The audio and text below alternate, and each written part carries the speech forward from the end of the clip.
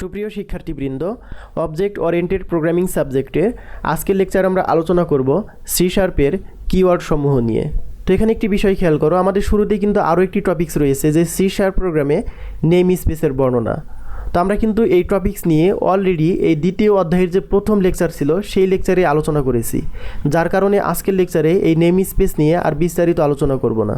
তো যদি পরীক্ষায় প্রশ্ন আসে যে সি শার্প প্রোগ্রামে নেম স্পেসের বর্ণনা দাও, তাহলে সেই ক্ষেত্রে ওই প্রোগ্রাম স্ট্রাকচারের শুরুতে যে আমরা নেম স্পেসের বর্ণনাটা শিখছিলাম সেটি অ্যান্সার করলেই হবে। তো খেয়াল করো, আমরা আজকে আলোচনা করব সি শার্পের কিওয়ার্ড সমূহ নিয়ে। তো আমরা শুরু দিয়ে জানবো যে আসলে কিওয়ার্ডটা কী। এই কিওয়ার্ড নিয়েও কিন্তু আমরা অলরেডি তৃতীয় সেমিস্টারেই প্রোগ্রামিং এসেনশিয়াল সাবজেক্টেই বিস্তারিত আলোচনা করেছিলাম।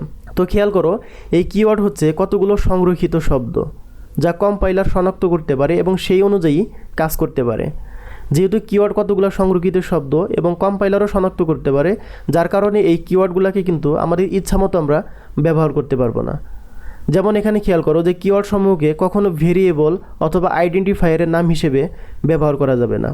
তো আমরা যেমন অনেক সময় লিখি যে ইন্টিজার a = 10, এই যে এ একটি ভেরিয়েবল, এই ভেরিয়েবলের নাম হিসেবে কোনো কিওয়ার্ডকে ব্যবহার করা যাবে না। তো সি শার্প প্রোগ্রামিংয়ে বিভিন্ন ধরনের কিওয়ার্ড রয়েছে। তো এখান থেকে আমরা 2 থেকে 3টি কিওয়ার্ডের নাম মুখস্থ করে রাখবো, কারণ তোমার পরীক্ষায় প্রশ্ন আসতে পারে যে সি শার্প প্রোগ্রামিংয়ে ব্যবহৃত 2টি কিওয়ার্ডের নাম লেখো। তো এই টাইপের প্রশ্ন কিন্তু পরীক্ষায় আসতে পারে।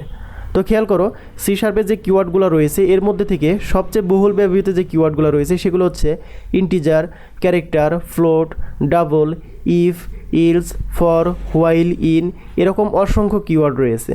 তো এখান থেকে আমরা যে কোনো 2টি বা 3টি কিওয়ার্ডকে মনে রাখবো। তো আশা করি এই কিওয়ার্ডের সাথে তোমরা অলরেডি পরিচিত, যেহেতু তোমরা তৃতীয় সেমিস্টারের প্রোগ্রামিং এসেনশিয়াল সাবজেক্টটি অলরেডি পড়ে আসছো। তো সেখানেই কিন্তু আমরা এসব বিষয় নিয়েই আলোচনা করেছিলাম। তো এই লেকচারে আমরা আরও একটি প্রশ্ন নিয়ে আলোচনা করব, সেটি হচ্ছে অতি সংক্ষিপ্ত একটি প্রশ্ন, প্রোগ্রাম কম্পাইল বলতে কী বোঝায়। এটি অনেক গুরুত্বপূর্ণ একটি অতি সংক্ষিপ্ত প্রশ্ন। তা আসলে কম্পাইল বলতে আমরা কী বুঝি? আমরা কিন্তু তৃতীয় সেমিস্টারেও কম্পাইলার এবং ইন্টারপ্রিটারের মধ্যে একটি পার্থক্য পড়েছিলাম। তো সেখানে কিন্তু পড়েছিলাম যে কম্পাইলার হচ্ছে এক ধরনের অনুবাদক, যা হাই লেভেল ল্যাঙ্গুয়েজে লিখিত কোনো প্রোগ্রামকে সরাসরি মেশিন ল্যাঙ্গুয়েজে রূপান্তর করতে পারে। তো এখানেও সেম একই কাজটাই করবে। তো খেয়াল করো যে কোনো একটি প্রোগ্রামকে রান করার পর ওই পুরো প্রোগ্রামকে একসাথে মেশিন ভাষায় রূপান্তর করার প্রক্রিয়াকেই প্রোগ্রাম কম্পাইল বলে। তো এই ছোটো একটি অতি সংক্ষিপ্ত প্রশ্ন তোমরা অবশ্যই মাথায় রাখবা, কেননা এই প্রশ্নটি পরীক্ষায় অতি সংক্ষিপ্ত হিসেবেই আসতে পারে। তো খেয়াল করো, আমরা আজকের লেকচারে খুব ছোটো একটি টপিকস নিয়ে আলোচনা করেছি, সেটি হচ্ছে কিওয়ার্ড। তো পরীক্ষায় আসতে পারে যে কিওয়ার্ড বলতে কী বোঝায়। এছাড়া প্রশ্ন আসতে পারে যে সি শার্পের 2টি কিওয়ার্ডের নাম লেখো।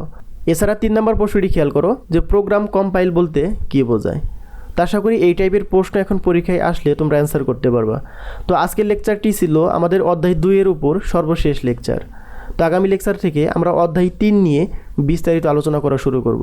তো আগামী লেকচার দেখার আমন্ত্রণ জানিয়ে আজকে এখানেই বিদায় নিচ্ছি। আল্লাহ হাফেজ।